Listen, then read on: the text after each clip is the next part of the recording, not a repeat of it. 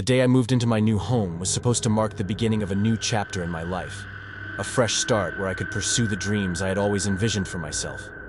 However, as I would soon discover, things don't always unfold as planned, especially when the unknown lurks in the shadows. The house, an old Victorian nestled on the outskirts of town, had an air of mystery about it. Its faded paint and overgrown gardens seemed to whisper secrets of years gone by. But I was captivated by its charm, eager to make it my own. As I began to settle in, I couldn't shake the feeling that there was something off about the place. Strange noises echoed through the halls at night, and shadows danced in the corners of my vision. One day, while exploring the basement, I stumbled upon it.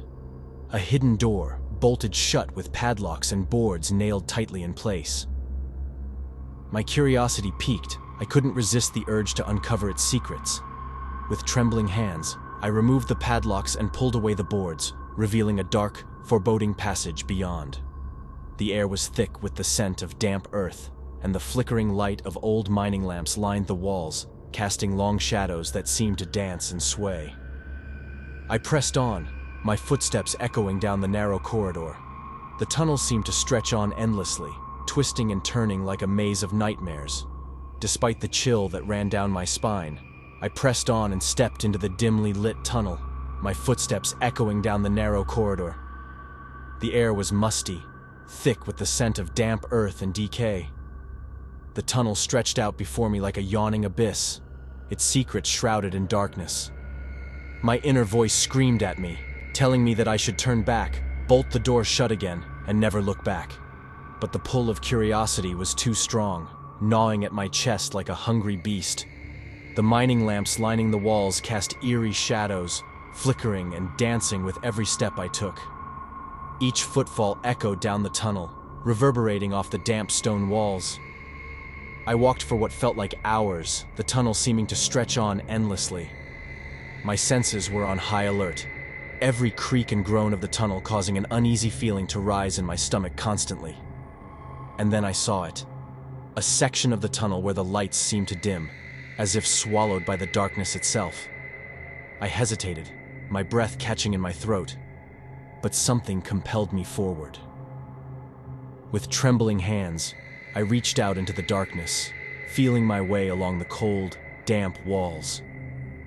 Suddenly, the sound of nails scraping against the tunnel wall emanated from the darkness before me. I squinted my eyes, trying with all my might to see through the darkness, and that's when I saw them. Two figures standing before me.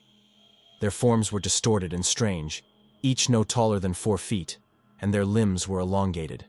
They swayed before me, their movements unnaturally jerky and disjointed. "Hello?" I called out, my voice barely a whisper in the oppressive silence. Perhaps they were lost travelers like myself. Perhaps they could help me find my way back home. But as I turned to glance behind me, dread gripped my heart like icy fingers. The tunnel stretched out behind me, empty and silent. I turned back to the figures before me, my pulse pounding in my ears. And then, in the blink of an eye, they were upon me. They weren't travelers lost in an endless corridor as I had assumed. They were goblins, grotesque creatures from storybooks. Their eyes were all black and bulgy, like they had never been touched by sunlight, with a long curved nose in the middle. Their skin was filled with boils and open wounds. Their hair was long and stringy, as if it had fallen out over time, and their teeth and nails were sharp and ragged. The sight of them made my skin crawl. Their hands reached out, cold and clammy against my skin. I tried to scream, but no sound escaped my lips as they dragged me into the darkness. I fought back with all my strength, desperation lending me a fierce determination to preserve my life. In the struggle, I felt the sharp sting of one of the creature's claws as it scratched across my skin, drawing blood and igniting a burning pain. But I refused to give up. With a surge of adrenaline, I managed to break free from their grasp and stumbled backward. As I scrambled to my feet, I ran down the tunnel, with each of the creatures in close pursuit. The lights began to shatter, darkening the underground passage with each new step I took. But fate was on my side. When I believed all hope was lost, the door to my basement stood at the end of the hall. I began to run as fast as I could, both of my lungs feeling like they could collapse at any moment. I finally reached the door, opening it and slamming it shut behind me, narrowly escaping the grasp of the creatures.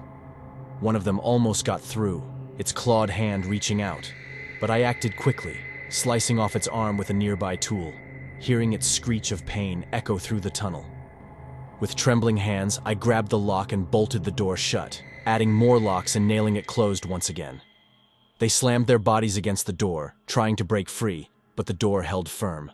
I spent hours barricading the entrance with old furniture, hoping to add an extra layer of protection, and then raced upstairs to escape. After some time, they finally gave up their attempt to break free. I immediately began to pack my things and sold the house soon after, unable to shake the horrors I had encountered in its depths. This is the first time I have spoken of it since, haunted by the memory of that fateful day and the creatures that lurked within the darkness of the secret tunnel. I pray that whoever owns the home now is much smarter than I was, and doesn't go opening doors of horror that should remain closed forever.